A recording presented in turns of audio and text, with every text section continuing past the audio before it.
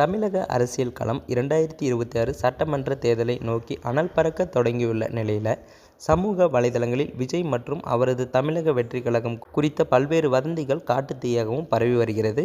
குறிப்பாக எங்கள் கூட்டணிக்கு வந்தால் துணை முதல்வர் பதவி இல்லை என்றால் அரசியலை விட்டு விரட்டிவிடுவோம் என்று டெல்லியில் இருந்து விஜய்க்கு மிரட்டல் விடுக்கப்பட்டதாக ஒரு தகவல் சமூக வலைதளங்களில் பகிரப்பட்டு வருகிறது.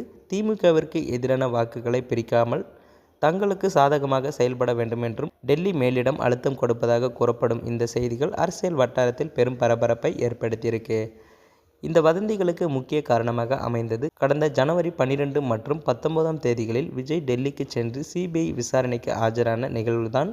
கடந்த ஆண்டு கரூரில் நடைபெற்ற தமிழக வெற்றி கழக பிரச்சாரத்தின் போது ஏற்பட்ட கூட்ட நெரிசலில் 41 பேர் உயிரிழந்த சம்பவம் தொடர்பாக சிபிஐ விசாரணை நடத்தி வருகிறது. இந்த விசாரணைக்காக விஜய் டெல்லி சென்றதை சுட்டிக்காட்டும் அரசியல் விமர்சகர்கள் இது ஒரு சாதாரண சட்ட நடைமுறையா அல்லது விஜயை கூட்டணிக்கு வரவழைக்க மத்திய அரசு கொடுக்கும் அழுத்தமா என்ற கேள்வியை எழுப்புகின்றனர். மரியாதையாக பேச்சுவார்த்தைக்கு வா, இல்லை என்றால் வழக்குகளை சந்திக்க தயாராகு என்ற பாணியில் மிரட்டல்கள் விடுப்பதாக சமூக ஊடகங்கள் விவாதங்கள் கிளம்பியிருக்கு.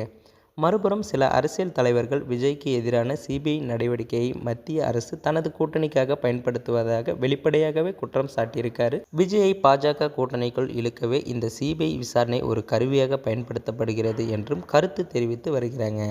இத்தகைய அரசியல் அறிக்கைகள் சமூக வலைதளங்களில் பரவும் மிரட்டல் வதந்திகளுக்கு மேலும் வலு சேர்ப்பது போல் அமைந்துள்ளது. விஜயின் அரசியல் நகர்வுகள் பாஜக மற்றும் திமுக ஆகிய இரு தரப்பினர்களுக்கும் சவாலாகவே இருப்பதால் அவரை முடக்க அல்லது தங்களது கட்டுப்பாட்டுக்குள் கொண்டுவர டெல்லி முயல்வதாக ஒரு பிம்பமும் கட்டமைக்கப்படுகிறது. ஆனால் தமிழக வெற்றி கழக தரப்பில் இருந்து இத்தகைய மிரட்டல்கள் குறித்து எந்தவித அதிகாரப்பூர்வ அறிவிப்பும் இதுவரை வரவில்லை. விஜய் தனது கடந்த கால மாநாடுகளில் பாஜகவை சித்தாந்த எதிரி என்றும் திமுகவை அரசியல் எதிரி என்றும் மிக தெளிவாக அறிவித்திருந்தார். தனது ஜனநாயகன் திரைப்பட வெளியீடு மற்றும் சின்னம் தொடர்பான பணிகள் அவர் கவனம் செலுத்தி வரும் நிலையில் அவர் யாருடைய மிரட்டலுக்கும் அடிபணிய மாட்டார் என்பதே அவருடைய தொண்டர்களின் நம்பிக்கையாகவும் இருக்கு. நாங்கள் யாரையும் நம்ப வைக்க வரல, உங்களை மாற்ற வந்திருக்கிறோம் என்று அவர் கூறியிருப்பது எவ்வித கூட்டணி கட்டாயத்திற்கும் அவர் ஆளாகவில்லை என்பது குறிப்பாக ஆதரவாளர்கள் வாதிடுகிறார்கள். அரசியல் களத்தில் ஒரு புதிய சக்தி உருவாகும் போது அவரை சுற்றி இதுபோன்ற மிரட்டல் செய்திகள் மற்றும் வதந்திகள் பரவுவது இயல்பான ஒன்றுதான்.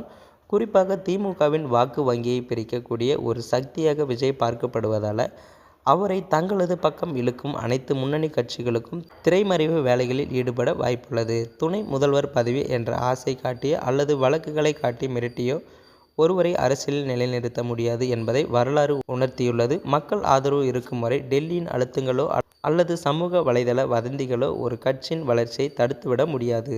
இறுதியாக 2026 தேர்தல் என்பது வதந்திகளுக்கும் யதார்த்தத்திற்கும் இடையிலான ஒரு போராட்டமாகவே அமையும். விஜய்க்கு மிரட்டல் வந்ததா அல்லது அது வெறும் அரசியல் சூழ்ச்சியா என்பது இன்னும் சில மாதங்களில் அவர் எடுக்கும் கூட்டணி முடிவுகளில் தெரிந்துவிடும்.